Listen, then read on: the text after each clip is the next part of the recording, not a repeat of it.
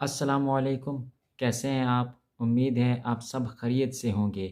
آج کی ویڈیو میں آپ کو بتاؤں گا کہ ڈپریشن کیا ہے، ڈپریشن کب ہوتا ہے اور اس کا علاج کیا ہے۔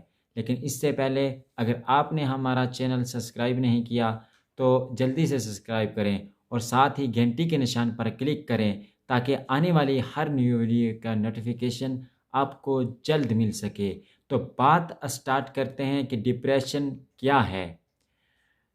کسی چیز کو بار بار سوچنا، کسی بات کے ہونے کا خوف ہونا، خود کا دوسروں سے موازنہ کر کے احساس کمتری کا شکار ہونا، کسی چیز کی خواہش کرنا اور اس کے نہ ملنے پر پریشان ہو جانا، نا امید ہو جانا اور مایوس ہو جانا۔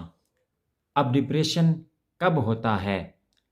جب ہم کسی بات کو لے کر پریشان ہوتے ہیں اور بنا کسی کو بتائے مسلسل اسے ہی سوچتے رہتے ہیں، ہمیں اچھے کی امید نہیں ہوتی، ہمیں لگتا ہے کہ بس اب حالات ایسے ہی رہیں گے، تب ہم ڈپریشن میں چلے جاتے ہیں۔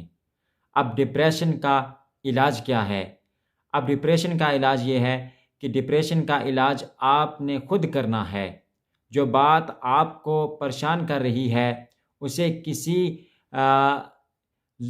ذمہ دار شخص کے ساتھ ڈسکس کریں، اسے ہر بات بتائیں، جیسے کہ ماں باپ، بہن بھائی۔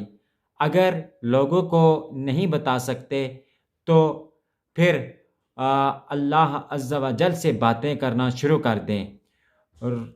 روزانہ رات کو اسے الف سے لے کر بڑیے تک کی کہانی سنائیں اور سنا کر سونے کو اپنا معمول بنا لیں۔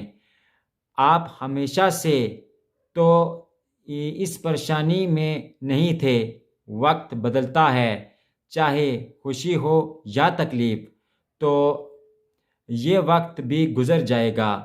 ہمیشہ اپنے سے کمتر لوگوں کو دیکھیں اور ان کی محرومیوں کو جان کر اپنے ارد گرد کے بے شمار نعمتوں کا شکر ادا کریں۔